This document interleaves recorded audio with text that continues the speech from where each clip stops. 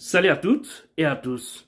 Je me fais le plaisir de vous présenter le discours de la Selouda Diallo à la 4e édition d'African Leadership Awards qui s'est passée à New York le samedi 27 novembre 2021.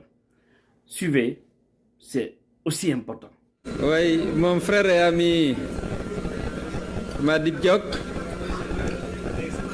président du MEDEF, Monsieur le secrétaire d'État Moïse Sarr, en charge des Sénégalais de l'extérieur et représentant du président de la République du Sénégal, Monsieur Macky Sall, Monsieur l'ambassadeur, représentant permanent du Sénégal aux Nations Unies, mes chers invités, c'est avec un immense plaisir que j'ai répondu cette année encore à l'invitation de mon ami Mbagnick Diop, et je suis venu prendre part à cette cérémonie qui regroupe les talents identifiés comme tels par le jury mis en place à cet effet. Je voudrais d'abord saluer la communauté guinéenne qui est fortement représentée, qui est venue m'accompagner pour répondre avec moi à cette invitation. Alors, comme je vois mes collègues maliens, je ne peux pas ne pas me souvenir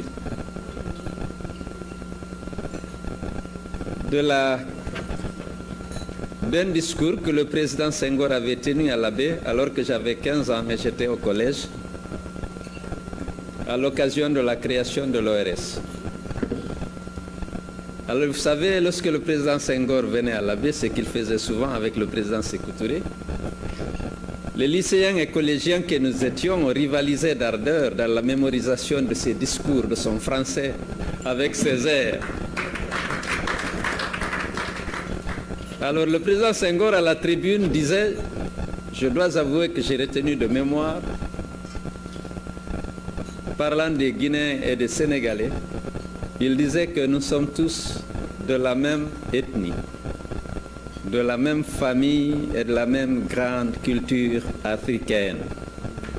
S'il se trouve que nous sommes ainsi divisés, c'est le hasard de l'histoire. Nous sommes rassemblés ici, nous sommes les mêmes. Parce que le salut de notre soutien, de notre région, de notre sous-région, c'est l'intégration. Heureusement que mon ami Mbagnick est en train de contribuer à l'intégration du continent. En 2011, il m'a fait l'honneur de me distinguer par un corridor, celui de la paix. Et j'ai eu l'honneur de recevoir ce prix des mains de Madame Wade. Pourquoi? Vous vous souviendrez qu'en 2010, un an avant, il y a eu des élections en Guinée. Au premier tour, je me suis retrouvé avec 44% des suffrages valablement exprimés, contre 18% pour M. Alpha Condé et 14% pour M. Sidya Touré. Je parle des résultats officiels.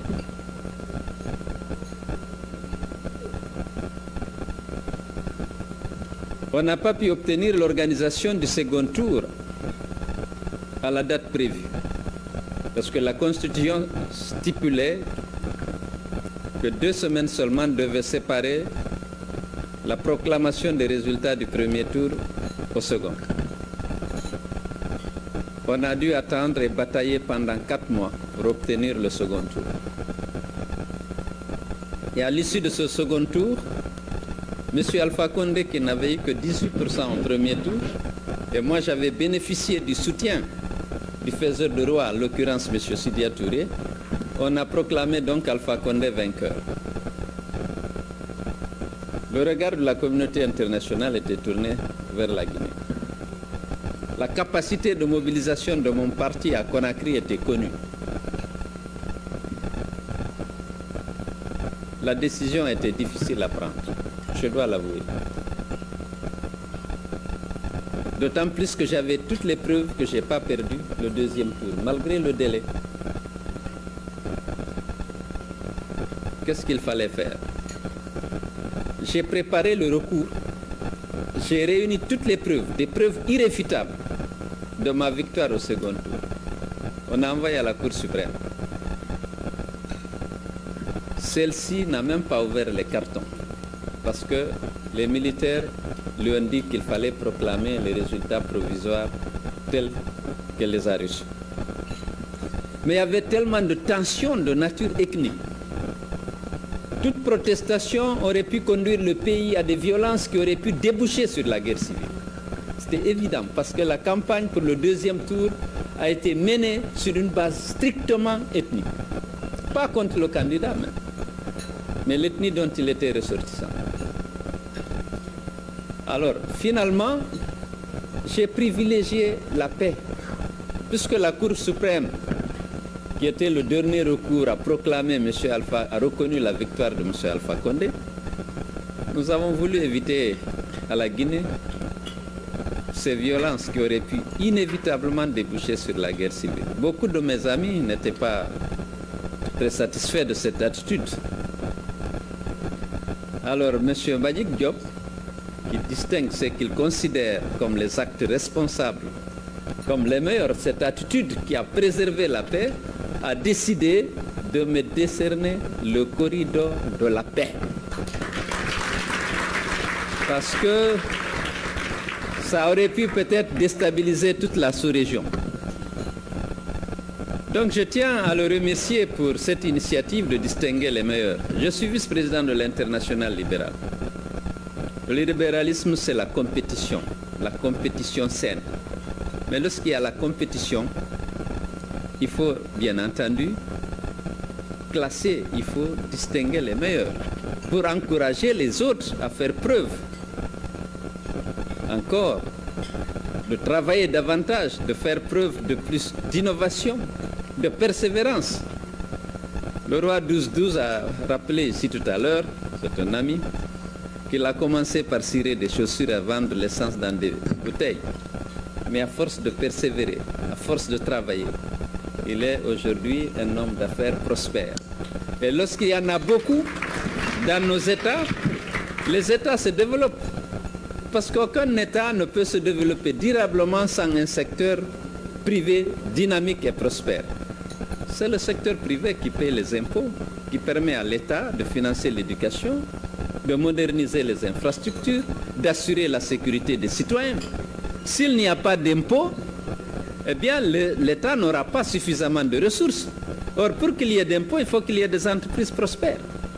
Donc il faut encourager les entreprises à travailler, à performer pour que le pays se développe.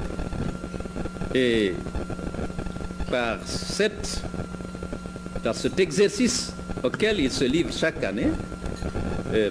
Mbagnick contribue à encourager les entreprises à travailler, à innover et à mieux gérer les affaires, et ce qui contribue naturellement à la prospérité de l'État. Donc je voudrais saluer l'homme pour cette excellente initiative et lui exprimer mes sentiments profonds de reconnaissance et de gratitude pour les nombreuses marques de respect et de considération qu'il a toujours eu à mon endroit. Je vous remercie.